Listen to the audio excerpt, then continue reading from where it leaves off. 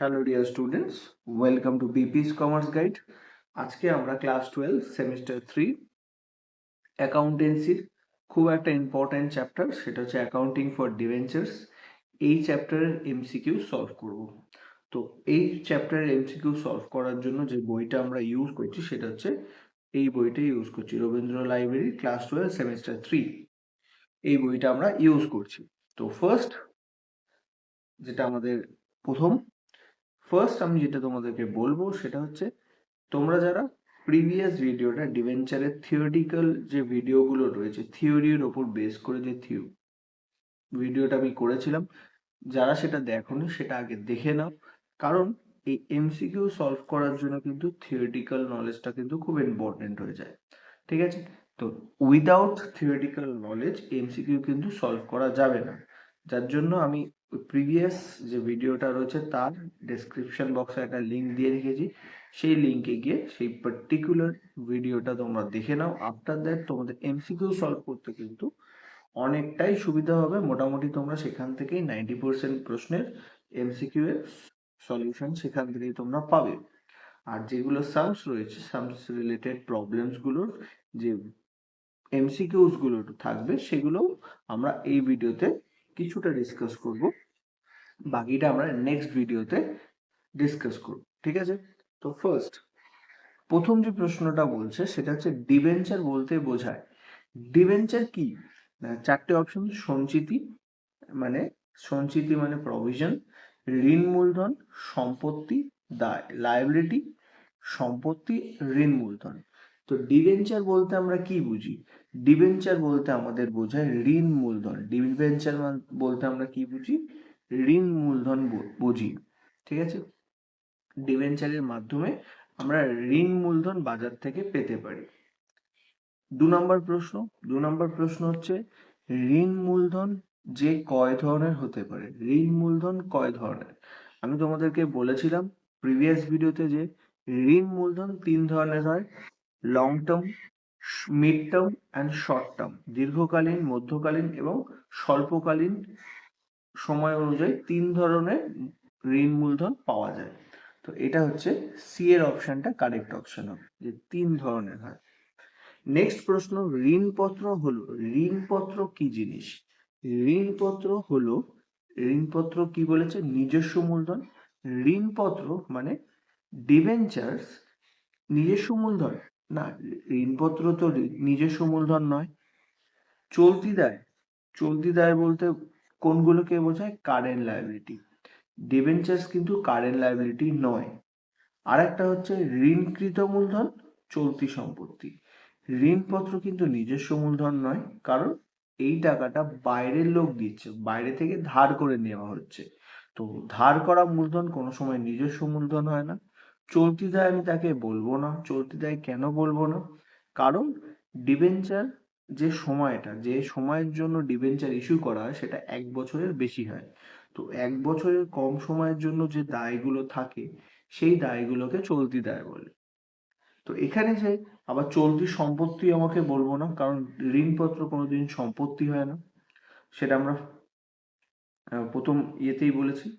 তো এখানে কারেক্ট অপশনটা হবে সি। ঋণপত্র হলো ঋণকৃত মূলধন। ঠিক আছে? ঋণপত্র হচ্ছে ঋণকৃত মানে ধার নেওয়া মূলধন। তারপরের প্রশ্ন 4 নম্বর এমসিকিউ, ঋণপত্রের ওপর সুদ। ঋণপত্রের ওপর যে সুদ প্রদান করতে হয় মানে ডিবেঞ্চারের ওপর আমাকে কি করতে হয়? ইন্টারেস্ট পে করতে হয়। ধরো কোম্পানি ডিবেঞ্চার ইস্যু করেছে, এবার ডিবেঞ্চার ইস্যু করলে সে টাকা পেয়েছে, এবং সেই টাকাটা যে যাদের থেকে পেয়েছে তার বিনিময়ে তাকে কি করতে হয় না, কিছু সুদ প্রদান করতে হয়। টাকাটা নেওয়ার জন্য কিছু সুদ প্রদান করতে হয়। এই সুদটাকে কি বলা হয়? এই সুদটাকে বলা হয় মুনাফা থেকে ছাড়, চার্জড এগেনস্ট প্রফিট। এটাকে বলা হয় চার্জড এগেনস্ট প্রফিট বলা হয়। ঠিক আছে? নেক্সট, ডিবেঞ্চার গ্রহীতারা হলো কোম্পানির। ডিবেঞ্চার যারা দিয়েছে, ডিবেঞ্চারের জন্য যারা টাকা দিয়েছে, ডিবেঞ্চার কিনে কোম্পানিকে যারা টাকা দিয়েছে তাদেরকে কি বলা হয়? তো ডিবেঞ্চার ইস্যু করে যদি কোম্পানি টাকা পায়, যাদের থেকে টাকা পেলো তাদেরকে কি বলা হবে? তাদেরকে বলা হবে কি কি দিয়েছে? মালিক পক্ষ, দেনাদার, পাওনাদার কোনো সম্পর্ক নেই। তো ডিবেঞ্চার গ্রহীতারা হলো বেসিক্যালি কি বলছে না পাওনাদার, তাদেরকে কি বলা হয়? পাওনাদার বলা হয়। কি বলা হয়?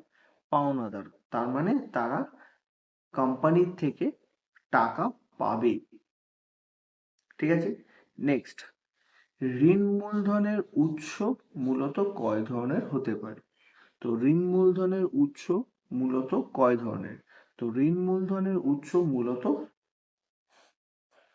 4 ধরনের। ঋণ মূলধনের উৎস মূলত 4 ধরনের হয়ে থাকে।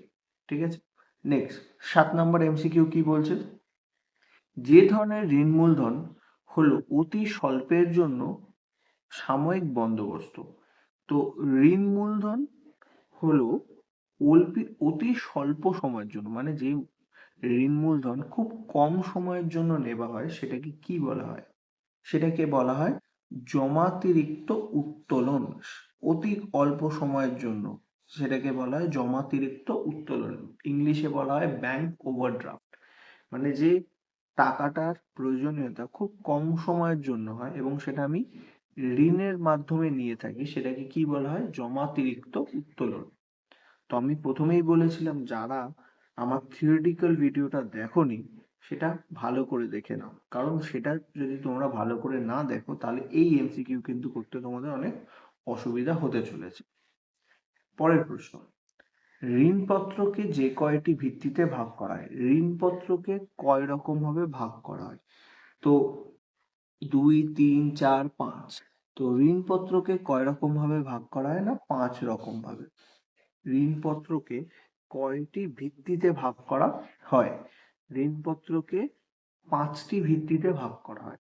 ঠিক আছে, নেক্সট, আমাদের দেশে যে ধরনের ঋণপত্র বিলি করা যায় না, এটা খুব ইম্পর্টেন্ট, যে ভারতে কোন ধরনের ঋণপত্র বিক্রি করা যায় না? ভারতে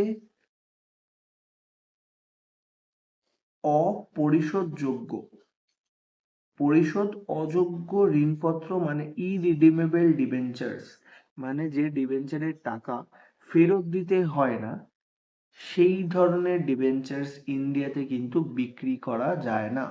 তার মানে কোম্পানি যদি ডিবেঞ্চার ইস্যু করে কোনো টাকা বাজার থেকে নেয় এবং সেই টাকা যদি আর কোনোদিন ফেরত দিতে না হয়, সেই ধরনের ঋণপত্র কিন্তু ভারতে বিক্রি করা যাবে না। তো ভারতে ইরিডিমেবল ডিবেঞ্চার বা পরিশোধ অযোগ্য ডিবেঞ্চার্স ঋণপত্র বিক্রি করা কিন্তু যায় না ভারতবর্ষে। অধিহারে বিলীকরণ সংক্রান্ত ডিবেঞ্চার বাবদ প্রাপ্ত অর্থ হলো অধিহার। অধিহার ওর মানেটা কি? অধিহারের মানে হচ্ছে প্রিমিয়াম।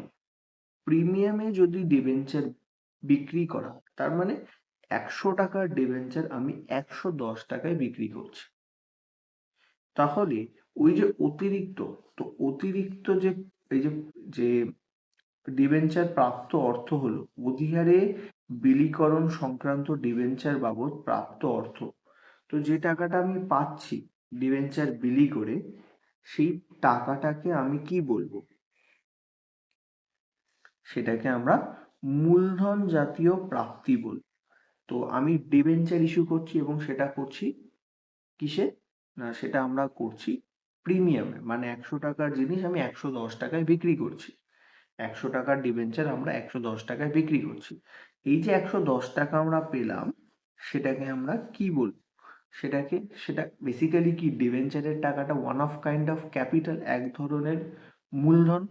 তো সেটা যে প্রাপ্তিটা হচ্ছে, যে টাকাটা পাওয়া যাচ্ছে, সেটা মূলধন জাতীয় প্রাপ্তি হবে।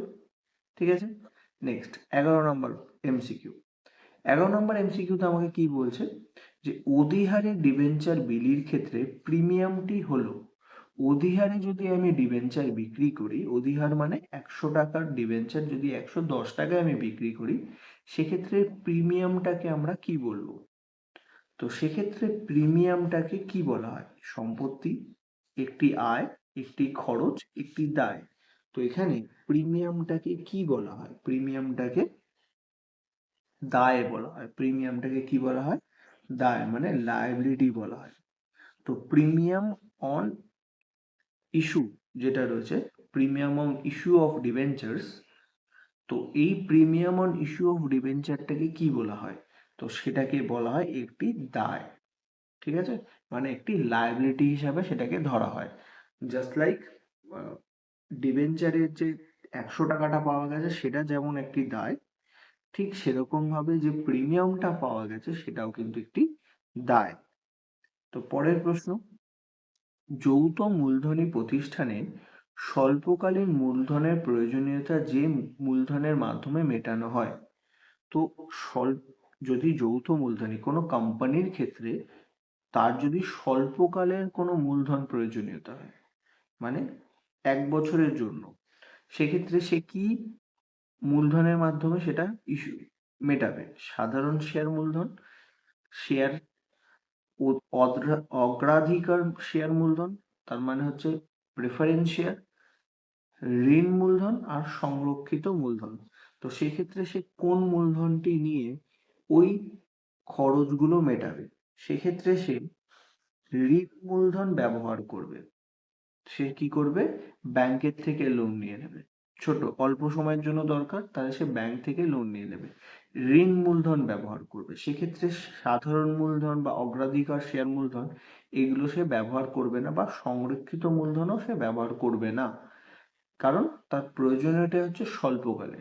স্বল্পকালের জন্য আমি শেয়ার মূলধন ব্যবহার করব না বা অগ্রাধিকার মূলধন ব্যবহার করব না। এগুলো হচ্ছে লং টার্ম জন্য ব্যবহার করা, মানে দীর্ঘকালীন ক্ষেত্রে আমি শেয়ার মূলধন ব্যবহার করি, কিন্তু স্বল্পকালের জন্য আমরা মূলত ঋণ মূলধন ব্যবহার করি। তারপরের প্রশ্ন, যে ধরনের মূলধনকে স্থির দাবিযুক্ত মূলধন বলে? কোন ধরনের মূলধনকে স্থির দাবিযুক্ত মূলধন বলা হয়? এখানে স্থির দাবিযুক্ত মূলধন যেটা বলছে, স্থির দাবিযুক্ত মূলধনটা হচ্ছে মানে প্রত্যেক বছরে তার উপর একটি নির্দিষ্ট পরিমাণ সুদ প্রদান করা। এখানে যে স্থির দাবিযুক্ত মূলধনের কথা বলছে, এইটা হচ্ছে একটি ফিক্সড ইন্টারেস্ট পে করার কথা বলছে, ফিক্সড ইন্টারেস্ট। তো কোন ধরনের মূলধনের উপর একটি ফিক্সড ইন্টারেস্ট পে করতে হয়? না, ঋণ মূলধনের উপর। ঋণ মূলধনের উপর কিন্তু কোম্পানিকে কি করতে হয়? একটি ফিক্সড ইন্টারেস্ট পে করতে হয়। পরের প্রশ্ন বলছে ঋণ মূলধনের সুদ। ঋণ মূলধনের ওপর যে সুদ রয়েছে সেটাকে কি বলবো?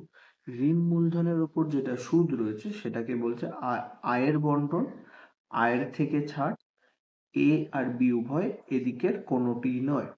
তো সেখানে হচ্ছে আয় থেকে ছাড়, চার্জ এগেনস্ট প্রফিট। তো ঋণ মূলধনের উপর সুদ হচ্ছে আয় থেকে ছাড় বলা হয়। ঠিক আছে, চার্জ এগেনস্ট প্রফিট ধরা হয়। ঋণ মূলধনের সরবরাহকারী হলো, ঋণ মূলধন সরবরাহকারী হলো। তো ঋণ মূলধন কারা সরবরাহ করে, মানে কারা ঋণ মূলধন প্রদান করে? দেনাদার, কারবারের মালিক, কারবারের পাওনাদার আর কারবারের ক্রেতা। তো ঋণ মূলধন মূলত যারা করে, কারবারির মালিক শেয়ারের টাকা বা মানে ইকুইটি শেয়ারের টাকা প্রদান করে মালিক যেহেতু। কারবারের দেনাদার, দেনাদার মানে আমরা বুঝি কাদেরকে? দেনাদার মানে আমি ডেটার্স কে বুঝি, মানে যাদের থেকে আমি টাকা পাবো। আর কারবারের পাওনাদার, পাওনাদার মানে যারা কারবার থেকে টাকা পাবে। তো সঠিক উত্তরটা হচ্ছে কারবারের পাওনাদার। তো ডিবেঞ্চার হোল্ডারকে কারবারের পাওনাদারও কিন্তু বলা হয়। ঠিক আছে, নেক্সট, সাধারণত কার্যকরী মূলধনের প্রয়োজনীয়তা মেটানোর জন্য যে ধরনের মূলধন সংগ্রহ করা হয়। কার্যকরী মূলধন মানে তোমরা অলরেডি জানো, কার্যকরী মূলধন মানে হচ্ছে ওয়ার্কিং ক্যাপিটাল। এবার ওয়ার্কিং ক্যাপিটাল মানে কি? না, ডে টু ডে বেসিসের কাজের জন্য যে মূলধন কি করা হয়? সংগ্রহ করা হয়। ডে টু ডে বেসিসের একটা ব্যবসা চালাতে গেলে আহ প্রত্যেক দিনের জন্য কিছু না কিছু খরচ হয়। সেই খরচটা মেটানোর জন্য যে মূলধন সংগ্রহ করা হয় সেই মূলধনকে কি বলা হয়? দীর্ঘকালীন মূলধন, মধ্যকালীন মূলধন, স্বল্পকালীন মূলধন, আর এদের মধ্যে সবকটি। তো ওয়ার্কিং ক্যাপিটালকে মেনটেন করার জন্য বা ব্যবসার ডে টু ডে বেসিসের কাজকে ম্যানেজ করার জন্য যে মূলধনের দরকার পড়ে সেটাকে বলা হয় স্বল্প মেয়াদী মূলধন। ঠিক আছে, এটা হচ্ছে 16 নম্বর প্রশ্নের উত্তর।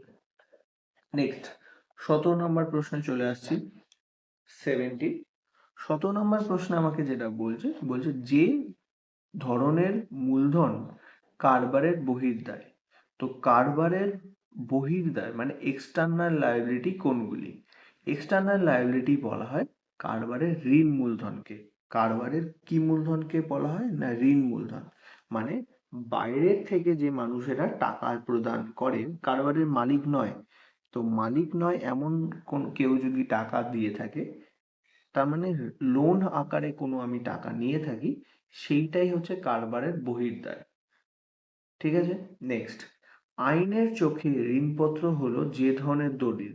আইনের চোখে ঋণপত্র হলো বেসিক্যালি গ্রহণযোগ্য, স্বীকৃত। গ্রহণযোগ্য এবং স্বীকৃত এদের মধ্যে কোনোটিই নয়। তো আইনের চোখে ঋণপত্র হলো বেসিক্যালি আমাদের গ্রহণযোগ্য, স্বীকৃত দলিল। গ্রহণযোগ্য মানে সেটা ঋণপত্র বাজারে বিক্রি করা যায় এবং আইন দ্বারা সেটা স্বীকৃত। মানে আইন অনুযায়ী সেটা কিন্তু বাজারে বিক্রি করা যায়, ঋণপত্র কিন্তু বাজারে বিক্রি করা যায় এবং সেটা গ্রহণযোগ্য। গ্রহণযোগ্য কেন বলা হচ্ছে না গ্রহণযোগ্য, এই যে কারণেই বলা হচ্ছে কারণ সেটা ডিবেঞ্চার আমি একজনের থেকে অন্যজনের কাছে কিন্তু বিক্রি করা যায়। ডিবেঞ্চার একজনের থেকে কিন্তু অন্য কাউকে কি করা যায় বিক্রি করা যায়। তার মানে হচ্ছে এটা গ্রহণযোগ্য, মানে কেউ যদি আমায় বিক্রি করে ডিবেঞ্চার তাহলে সেটা আমি কিনতে পারি।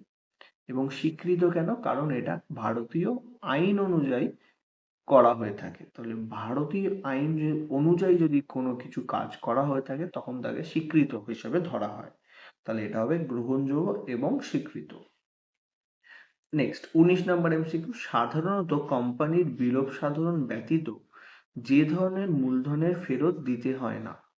তো সাধারণত কোম্পানির বিলোপ সাধন ব্যতীত মানে কারবার বন্ধ হয়ে যাওয়া ছাড়া যে মূলধন ফেরত দিতে হয় না। মানে ব্যবসা যদি বন্ধ হয় তাহলেই টাকা দিতে হবে। বিলোপ সাধন মানে ব্যবসা বন্ধ, যদি ব্যবসা বন্ধ হয় তবেই টাকা ফেরত দিতে হয়, অন্যথায় টাকা ফেরত দিতে হয় না। তো সেই ধরনের মূলধনকে আমরা কি বলি? সেই ধরনের মূলধনকে বলা হয় সাধারণ শেয়ার। সেই ধরনের মূলধনকে বলা হয় সাধারণ শেয়ার। ইকুইটি শেয়ার বলা হয়, সেগুলোকে ইকুইটি শেয়ার বলা হয়। Equity share capital. তো তার টাকা মানে মালিকের টাকা ব্যবসা বন্ধ ছাড়া ফেরত দিতে হয় না। ঋণপত্রের টাকা, ভারতবর্ষে ঋণপত্রের টাকা কিন্তু একটি নির্দিষ্ট সময়ের পরে ফেরত দিয়ে দিতে হয়। সেকেন্ড, অগ্রাধিকার শেয়ারের ক্ষেত্রে মানে প্রেফারেন্স শেয়ারের ক্ষেত্রেও সেম। আর ব্যাংকের যে টাকাটা রয়েছে, ব্যাংক থেকে যে টাকাটা ধার নিয়েছি সেটা কিন্তু অবশ্যই ফেরত দিতে হয়। নেক্সট 20 নম্বর প্রশ্ন, কারবারে লাভ না হলে যারা সুদ বা লভ্যাংশ কিছুই পায় না। কারবারের যদি লাভ না হয় সেক্ষেত্রে কারবারের যদি কোনো লাভ না হয় সেক্ষেত্রে সুদ বা লভ্যাংশ পায় না কারা? না শেয়ার হোল্ডার্সরা, সাধারণ শেয়ার গ্রহীতা মানে ইকুইটি শেয়ার হোল্ডার্সরা কিন্তু কোনো ধরনের লভ্যাংশ বা সুদ পাবে না। শেয়ার হোল্ডাররাই একমাত্র যারা কোনো ধরনের ইনকাম হবে না যদি না কোম্পানি ডিবেঞ্চারের মানে ডিভিডেন্ডের কিছু ডিক্লেয়ার করে। ডিভিডেন্ড দিচ্ছি বলে ডিক্লেয়ার করলে তবেই শেয়ার হোল্ডাররা টাকা পায়, অন্যথায় কিন্তু শেয়ার হোল্ডাররা কোনো ধরনের টাকা পায় না, কোনো ধরনের সুদ পায় না, কিছুই পায় না। সেক্ষেত্রে অগ্রাধিকার শেয়ার মানে প্রেফারেন্স শেয়ারের ক্ষেত্রে তারা কিন্তু ডিভিডেন্ড পেয়ে যাবে, কারণ তাদের ক্ষেত্রে কিন্তু ডিভিডেন্ডটা ম্যান্ডেটরি আছে। ঋণ গ্রহীতা মানে যারা ঋণ দিয়েছে বা ডিবেঞ্চার গ্রহীতা তারা কিন্তু তাদের সুদের টাকা কিন্তু পেয়ে যায়। তো এখানে লভ্যাংশ বা সুদ পাবে না কারা? না সুদ পাবে না হচ্ছে সাধারণ শেয়ার গ্রহীতারা।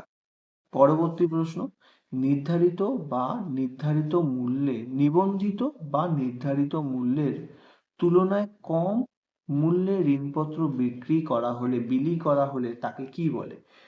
তো কোনো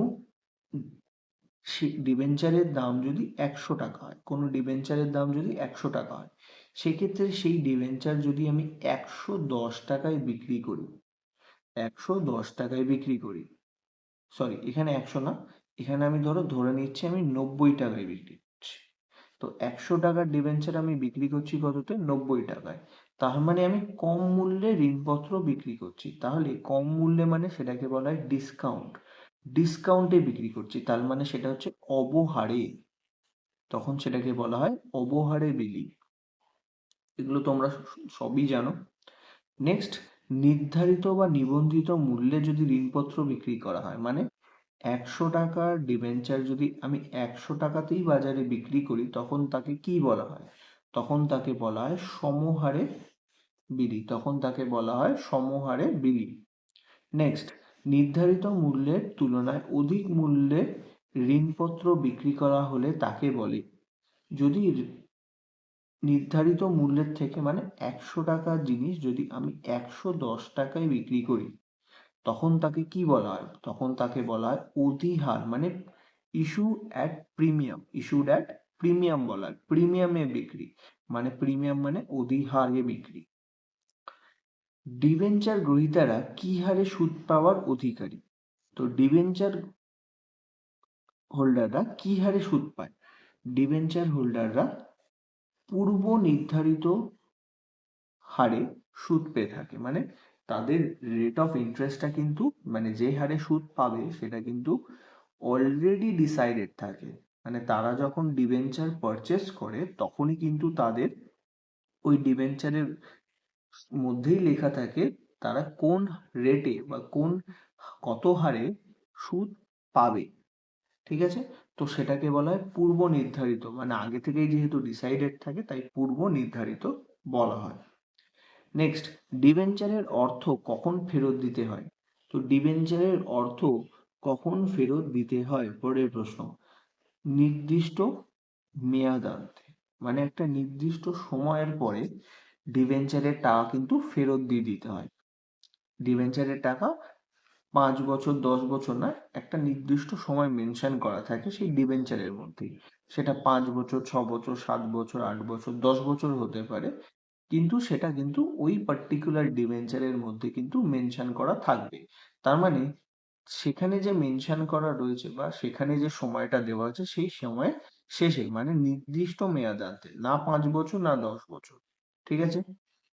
পরের প্রশ্ন, পরের প্রশ্ন হচ্ছে, যে ঋণপত্রে ঋণ গ্রহীতাদের ইচ্ছা অনুযায়ী নির্দিষ্ট সময়ান্তে রূপান্তর করা যায় না, নির্দিষ্ট সময়ান্তে রূপান্তর করা যায় না। তো যে ঋণপত্র রয়েছে, যে ঋণপত্রগুলো আমরা একটা নির্দিষ্ট সময়ের পরে রূপান্তর মানে কনভার্ট করতে পারি না, যে ঋণপত্রগুলোকে আমরা কনভার্ট করতে পারি না সেই ঋণপত্রগুলোকে কি বলা হয়? সেগুলোকে বলা হয় অরূপান্তরযোগ্য ঋণপত্র, মানে নন কনভার্টেবল ডিবেঞ্চার্স বলা হয় সেগুলোকে, যেগুলোকে আমরা ডিবেঞ্চার থেকে ইকুইটি শেয়ারে কনভার্ট করতে পারি না। সেই ধরনের ডিবেঞ্চার্সকে কি বলা হয়? সেই ধরনের ডিবেঞ্চার্সকে বলা হয় অরূপান্তরযোগ্য ঋণপত্র। পরের প্রশ্ন, কারবারের স্থায়ী শ্রীবৃদ্ধির জন্য যে মূলধন সংগ্রহ করা হয়, তাহলে কারবারের শ্রীবৃদ্ধি মানে কারবারের গুডউইলকে বাড়ানোর জন্য, মানে স্থায়ী গুডউইল, মানে দীর্ঘকালীন গুডউইল, স্থায়ী মূলধন বা স্থায়ী শ্রীবৃদ্ধি মানে ব্যবসাটাকে বড় করা বা ব্যবসাটার গুডউইল বাড়ানোর জন্য যে মূলধন গ্রহণ করা না, এটা কিন্তু ব্যবসা বড় করা, এটা কিন্তু একটা ছোট সময়ের কাজ নয়। ব্যবসা বড় করতে হলে কিন্তু অনেক সময় দরকার পড়ে। তো অনেক সময় যেহেতু দরকার পড়ছে, তখন সেই ধরনের মূলধনকে আমরা কি বলবো? সেটাকে বলবো দীর্ঘকালীন মূলধন, মানে অনেক সময় লাগে, তাই জন্য সেটাকে বলা হয় দীর্ঘকালীন। কারণ ব্যবসা বড় করতে হলে অনেকটা সময় দিতে হয়, তাহলে তারা সেক্ষেত্রে সেটাকে বলা হয় দীর্ঘকালীন মূলধন। পরবর্তী প্রশ্ন, বর্তমানে ব্যাংক থেকে ঋণ গ্রহণের অন্যতম উপায় হলো, বর্তমানে ব্যাংক থেকে ঋণ গ্রহণের অন্যতম উপায় কোনটি? না জমা তারিখ উত্তোলন মানে ব্যাংক ওভারড্রাফট, আর একটা সীমাবদ্ধ নগদ উত্তোলন। সীমাবদ্ধ মানে একটা limited capital withdrawal, limited capital withdrawal মানে মানি উইথড্রল। এখানে কোনটা হবে না 28 এর কারেক্ট উত্তর হবে সীমাবদ্ধ নগদ উত্তোলন, সীমাবদ্ধ নগদ উত্তোলন। ঠিক আছে, পরের প্রশ্ন, কোন যৌথ মূলধনী প্রতিষ্ঠানের ক্ষেত্রে যে বিলি করা আবশ্যিক, কোন যৌথ মূলধনের ক্ষেত্রে কি বিলি করা আবশ্যিক, কোন ধরনের শেয়ার মানে কোন ধরনের ক্যাপিটাল নেওয়াটা বাধ্যতামূলক। যৌথ মূলধনের ক্ষেত্রে কিন্তু সাধারণ শেয়ার বিক্রি করা, দ্যাট মিনস ইকুইটি শেয়ার বিক্রি করা কিন্তু আবশ্যিক মানে ম্যান্ডেটরি, আবশ্যিক মানে ম্যান্ডেটরি। কোনটা ম্যান্ডেটরি না সাধারণ শেয়ার, সাধারণ শেয়ার ছাড়া সেটাকে যৌথ মূলধনী বা জয়েন্ট স্টক কোম্পানি বলা যাবে না। শেয়ার যদি না থাকে সেটাকে আমরা যৌথ মূলধনী কারবার বলবো না। যৌথ মূলধনী মানে হচ্ছে যেখানে ছোট ছোট শেয়ার থাকবে এবং তার অনেকগুলো মালিক থাকবে, তখনই সেটাকে যৌথ মূলধনী প্রতিষ্ঠান বলে। তো এখানে কারেক্ট অ্যান্সার হবে সাধারণ শেয়ার। পরের প্রশ্ন 30 নাম্বার, 30 নাম্বার বলছে নির্ধারিত বা নিবন্ধিত মূল্যের সমান মূল্যে ডিবেঞ্চার বিলি করা হলে তাকে কি বলবো। তো নির্ধারিত মূল্যে যদি আমি ডিবেঞ্চার বিক্রি করি মানে 100 টাকার জিনিস যদি 100 টাকাতেই আমি বিক্রি করি, তখন আমি তাকে কি বলবো, তখন তাকে আমি বলবো সমহারে ঋণপত্র বিলীকরণ। একটু আগেই এই এমসিকিউটা করেছি যে 100 টাকার জিনিস যদি 100 টাকাতেই বিক্রি করা হয় তখন তাকে কি বলবো না সমহারে বিক্রি বলবো, ঋণপত্র বিলীকরণ। যদি পরের প্রশ্ন হচ্ছে ডিবেঞ্চার বিলির ক্ষেত্রে অতিরিক্ত আবেদনপত্র পাওয়া গেলে, ঋণ ডিবেঞ্চার বিলির ক্ষেত্রে অতিরিক্ত যদি আবেদনপত্র আসে মানে ধরে নেওয়া হচ্ছে আমি 50টা, ধরে নেওয়া হচ্ছে আমি 50টা ডিবেঞ্চার বিক্রি করব, সেক্ষেত্রে আমার টোটাল অ্যাপ্লিকেশন এসছে 60খানা, আমার কাছে ডিবেঞ্চার আছে 50টা বিক্রি করার জন্য, কিন্তু আমাকে অ্যাপ্লিকেশন করে দিয়েছে 60টা, 60টা ডিবেঞ্চারের জন্য আমার কাছে অ্যাপ্লিকেশন এসছে। তো এই ক্ষেত্রে এটাকে কি বলতে হবে না, সেখানে আমি তাকে কি বলবো না এই যে আমার কাছে আছে তো 50টা ডিবেঞ্চার, কিন্তু আমার কাছে অ্যাপ্লিকেশন বা আমার কাছে ডিবেঞ্চার চেয়েছে কতজন না 60 জন। তো 60 জন আমার কাছে ডিবেঞ্চার চেয়েছে কিন্তু আমার কাছে আছে 50টা। তো বাকি যে 10টা অতিরিক্ত ডিবেঞ্চারের অ্যাপ্লিকেশন এসছে সেটাকে ফেরত কি করব না, সেটাকে বলছে অতিরিক্ত আবেদনপত্র আবেদনকারীদের ফেরত দেওয়া যাবে বা দিতে হবে। মানে অতিরিক্ত যেটা এসছে সেটা অতিরিক্তটাকে, এই যে অতিরিক্ত 10টি ডিবেঞ্চারের অ্যাপ্লিকেশন এসছে সেটা আমাকে কি করতে হবে, ফেরত দিয়ে দিতে হবে। নেক্সট, পরের প্রশ্ন, ঘোষিত পরিমাণের তুলনায় ডিবেঞ্চারের ক্ষেত্রে কম আবেদন পাওয়া গেলে। তো পরেরটা বলছে 50টা আমার কাছে ডিবেঞ্চার আছে, কিন্তু আমার কাছে অ্যাপ্লিকেশন এসছে মানে আমার থেকে ডিবেঞ্চার চেয়েছে 40টা। আমার কাছে টোটাল 50টা ডিবেঞ্চার আছে কিন্তু আমার কাছে অ্যাপ্লিকেশন এসছে কটা না 40টা। সেক্ষেত্রে আমি কি করব, সেক্ষেত্রে যতগুলো আবেদন পাওয়া গেছে সেই গুলি ভিত্তিতেই বিক্রি করা হবে। মানে যতগুলো অ্যাপ্লিকেশন এসছে আমার কাছে 50টা ডিবেঞ্চার আছে কিন্তু অ্যাপ্লিকেশন এসছে 40টা, সেক্ষেত্রে আমি বাজারে কিন্তু 40টা ডিবেঞ্চারই কি করব, ইস্যু করব। ঠিক আছে, সেগুলির ভিত্তিতেই বিলি করা হবে। 50টা আসলে আমি কি করব, 40টা বিক্রি মানে 50টা আমার কাছে আছে কিন্তু আমার কাছে অ্যাপ্লিকেশন এসছে 40টা, সেক্ষেত্রে আমি কিন্তু 40টাই বিক্রি করব, বাকি 10টা কিন্তু পড়ে থাকবে কোম্পানির কাছে। নেক্সট, লাস্ট মানে সরি 33 কোশ্চেন নাম্বার। তো 33 আমাকে কি বলছে দেখে নেওয়া যাক। 33 আমাকে বলছে 50,000 টাকা মূল্যের নিজ সম্পত্তির বিনিময়ে 60,000 টাকা মূল্যের ডিবেঞ্চার বিক্রি করা হলো, অতিরিক্ত যে 10,000 টাকা ডেবিট হবে। তো আমি 50,000 টাকার সম্পত্তি কিনেছি কিন্তু আমি 60,000 টাকার ডিবেঞ্চার কি করেছি, ইস্যু করেছি। আমি কারুর থেকে কি করেছি না 50,000 টাকা সম্পত্তি নিয়েছি, ঠিক আছে, কিন্তু আমি তাকে পেমেন্ট করছি কত টাকা, 60,000 টাকা।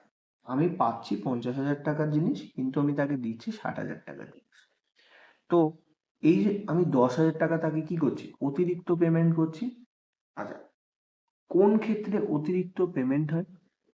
না, অতিরিক্ত পেমেন্ট হয় যখন বাজারে কোনো জিনিসের গুডউইল থাকে, মানে সুনাম থাকে। যদি কোনো ব্যবসার যদি সুনাম থাকে, সেক্ষেত্রে ওই সুনামের জন্য কি করতে হয়, না অতিরিক্ত কিছু টাকা পেমেন্ট করতে হয়। সেই ব্যবসা যদি কিনতে হয়, অতিরিক্ত টাকা পেমেন্ট করতে হয়। ঠিক আছে? এই অতিরিক্ত টাকাটাকে কি বলা হয়? এই অতিরিক্ত টাকাটাই হচ্ছে সুনাম হিসাব খাত। যে আমার, ধরে নেওয়া যাক একটা ব্যবসার যে সম্পত্তি আছে সেটা হচ্ছে 50,000 টাকা, কিন্তু বাজারে ওই ব্যবসার কিন্তু নাম আছে।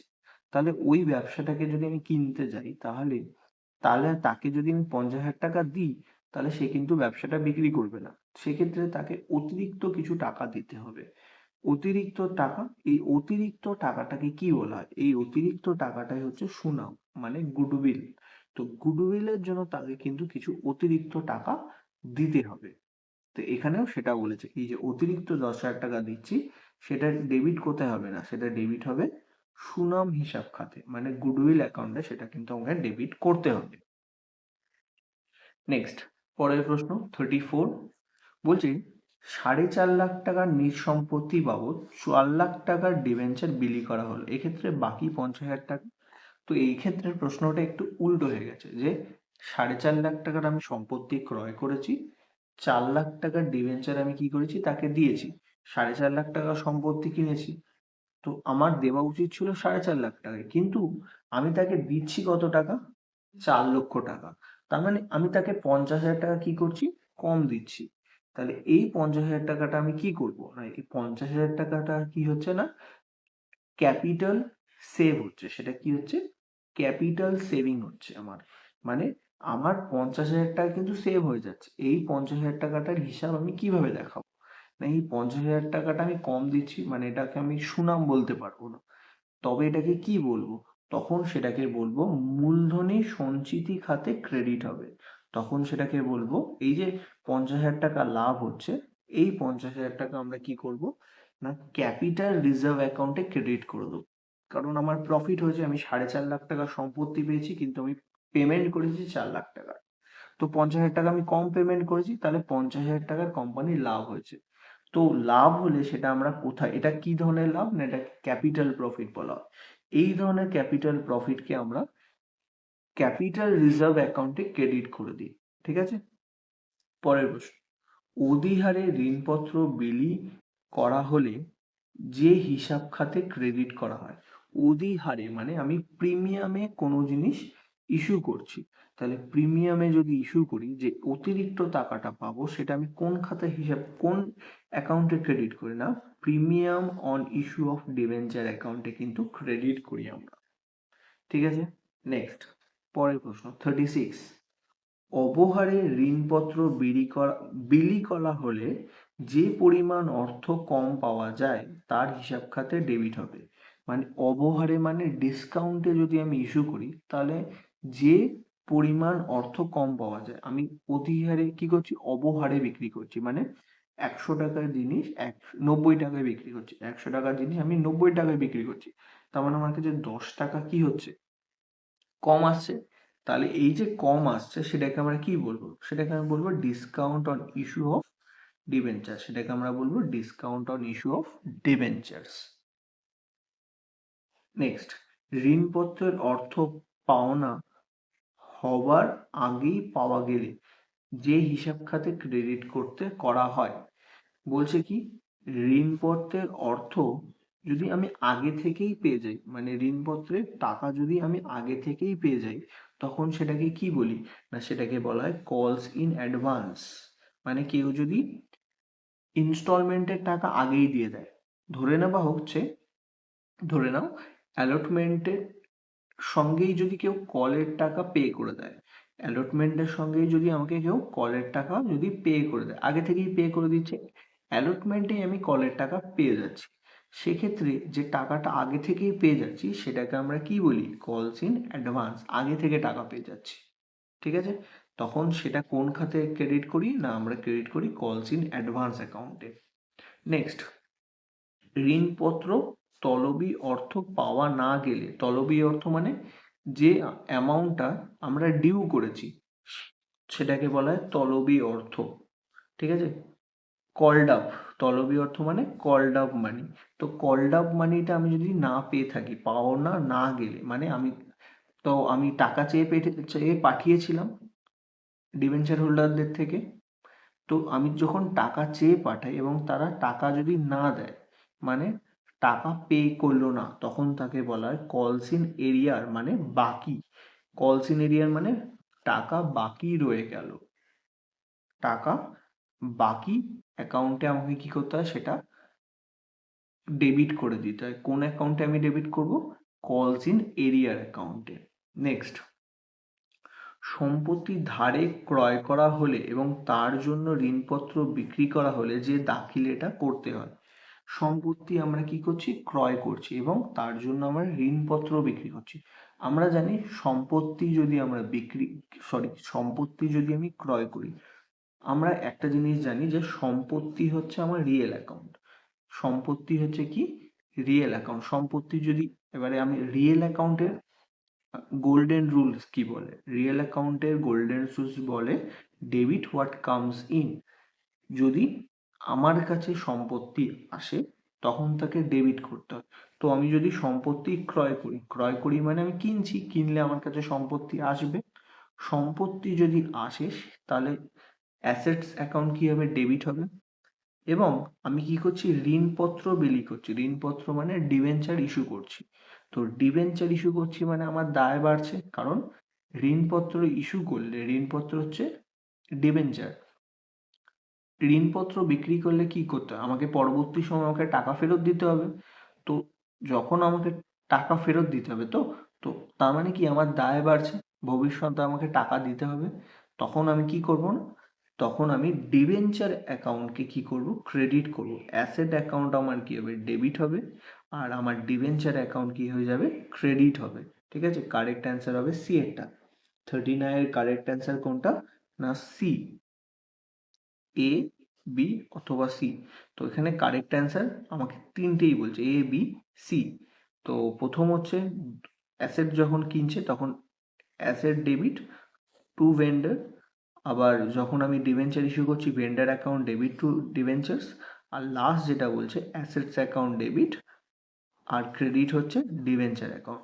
তো এখানে কারেক্ট অ্যান্সার কিন্তু সবকটাই, এখানে কারেক্ট অ্যান্সার কিন্তু সবকটাই। ঠিক আছে? তো সম্পত্তি কিনলে, সম্পত্তি আমি ধারে কিনছি, সম্পত্তি যখন আমি ধারে কিনি তখন অ্যাসেট অ্যাকাউন্ট ডেবিট হয়। আর যার থেকে কিনছি তাকে আমার ক্রেডিট করতে হয় মানে ভেন্ডার অ্যাকাউন্ট ক্রেডিট হবে। নেক্সট, যেটা হচ্ছে সেটা হচ্ছে ঋণপত্র। এবার যার থেকে আমি ভেন্ডারকে আমি কি দিচ্ছি? না ঋণপত্র দিচ্ছি।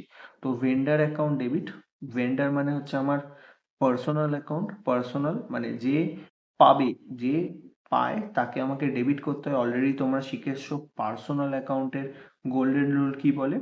Debit the receiver, credit the giver. তো এখানে ভেন্ডার কি পাচ্ছে? না ডিভেঞ্চার পাচ্ছে, তো ভেন্ডার অ্যাকাউন্ট কি হবে? ডেবিট হবে। ভেন্ডার ডিভেঞ্চার পাচ্ছে তো vendor account debit to debenture account. আর লাস্ট যেটা বলেছে সেটা হচ্ছে এ, দুটো এন্ট্রিকে যদি আমি মার্জ করে দিই, দুটো এন্ট্রিকে যদি মার্জ করে দিই তাহলে তুমি দেখবে asset account debit to debenture account. ঠিক আছে? তো এখানে তিনটে অপশনই আমার কারেক্ট, সবকটা অপশনই আমার কারেক্ট আছে। ঠিক আছে? এখানে কোনো অপশনই আমার কিন্তু ভুল নেই। সবচেয়ে কারেক্ট অ্যান্সার হচ্ছে সি এরটা। তো asset account debit to debenture সবচেয়ে কারেক্ট অ্যান্সার হচ্ছে সি। আর এখানে বাকি দুটো কিন্তু এর যে সাপ্লিমেন্টারি যে ট্রানজাকশন করতে হয় মানে বানাতে হয় সেটা। তো দুটোকে কম্বাইন করে সি এর উত্তর আসে। আর এ বিও কিন্তু কারেক্ট অ্যান্সারের মধ্যেই পড়ছে। তো এখানে ডি এরটা কারেক্ট অ্যান্সার হবে এ বি সি সবকটাই। পরের প্রশ্ন হচ্ছে প্রতিদানের তুলনায় বিলি হওয়া ডিবেঞ্চারের পরিমাণ যদি বেশি হয়, প্রতিদানের তুলনায় যদি ডিবেঞ্চারের পরিমাণ বেশি হয়, এই বেশি অর্থ যে হিসাব খাতে দাখিল করতে হয়। তো প্রতিদানের তুলনায় যদি আমি অতিরিক্ত মানে যে কি হচ্ছে না, আমার যে প্রতিদান মানে আমি যে জিনিসটা পাচ্ছি, প্রতিদান মানে আমি যে জিনিসটা পাচ্ছি, ধরে নাও আমি সম্পত্তি পাচ্ছি, ধরো আমি 100 টাকার সম্পত্তি পাচ্ছি, সেখানে আমাকে ডিবেঞ্চার ইস্যু করতে হচ্ছে 110 টাকার। আমি 100 টাকার ডিবেঞ্চার পাচ্ছি, 110 টাকার আমি ডিবেঞ্চার কি করতে হচ্ছে, ইস্যু করতে হচ্ছে, মানে আমাকে 10 টাকার অতিরিক্ত পে করতে হচ্ছে। এই অতিরিক্ত পেমেন্ট যদি হয়, সেক্ষেত্রে আমাকে কি করতে হবে না, গুডউইল অ্যাকাউন্টকে ডেবিট করতে হবে। মানে আমি এক্সট্রা 10 টাকা পে করছি, তখন এক্সট্রা 10 টাকাটা কেন পে করছি, এক্সট্রা 10 টাকাটা এই কারণে পে করছি কারণ সেই ব্যবসার গুডউইল আছে। ঠিক আছে, এটা হচ্ছে 40 নম্বর যে প্রশ্নটা আছে তার উত্তর, গুডউইল অ্যাকাউন্ট ডেবিট হবে। নেক্সট, প্রতিদানের তুলনায় বিলি হওয়া ডিবেঞ্চারের পরিমাণ কম হলে, প্রতিদান মানে এখানে আমার 100 টাকার সম্পত্তি কিনেছি, কিন্তু আমি তাকে পে করেছি 90 টাকা। 100 টাকার সম্পত্তি আমি কিনলাম, কিন্তু আমি পে করছি কত টাকা, 90 টাকা। তো 90 টাকা যদি আমি পে করি, এখানে আমার কি হলো, 10 টাকা আমি কম পে করছি। তাহলে এই যে 10 টাকা আমি কম পে করছি, তাহলে সেটাকে আমি কি করব না, তখন সেটাকে আমি, আমার কি হচ্ছে, আমার প্রফিট হচ্ছে, আমি 10 টাকা কম পে করছি, তখন সেটা আমি ক্যাপিটাল, যে প্রফিটটা হচ্ছে সেই প্রফিটটা হচ্ছে ক্যাপিটাল প্রফিট। এই ক্যাপিটাল প্রফিটকে আমরা কি করি, ক্যাপিটাল রিজার্ভ অ্যাকাউন্টে ট্রান্সফার করে দিই। ঠিক আছে, নেক্সট 42 আমায় কি বলছে, 42 বলছে 125 টাকা সম্পত্তি কেনার বদলে 1,500 টাকা ঋণপত্র বিলি হলে, তো 125,000 টাকার আমি 1,25,000 টাকার আমি সম্পত্তি কিনছি, আর 1,50,000 টাকা ঋণপত্র আমাকে বিলি করতে হচ্ছে, মানে আমি 25,000 টাকার অতিরিক্ত কি করছি, ঋণপত্র বিক্রি করছি, মানে ঋণপত্র দিচ্ছি। আমার 1,25,000-এর সম্পত্তি আসছে, কিন্তু আমি 1,50,000 টাকার ঋণপত্র বিক্রি করছি। সেক্ষেত্রে বাকি 25,000 টাকা কিসের জন্য দিচ্ছি, আমি সুনাম হিসাব খাতে। তো সেটা কত না, সেটার অ্যামাউন্ট হচ্ছে 25,000 টাকা, খুব সহজ জিনিস।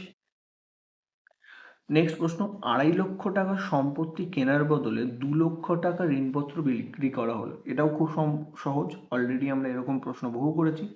আমি 1,50,000 টাকার সম্পত্তি পাচ্ছি, 2 লক্ষ টাকার ঋণপত্র আমি কি করছি, মানে বিলি করছি। আমি 2.5 লক্ষ টাকার সম্পত্তি নিয়ে তাকে 2 লক্ষ টাকা দিচ্ছি, 50,000 টাকা কম দিচ্ছি তাকে। তাহলে এই 50,000 টাকা কি হবে না, মূলধনী সঞ্চিতি খাতে ক্রেডিট করতে হবে। তাহলে কত টাকা ক্রেডিট করতে হবে না, 50,000 টাকা।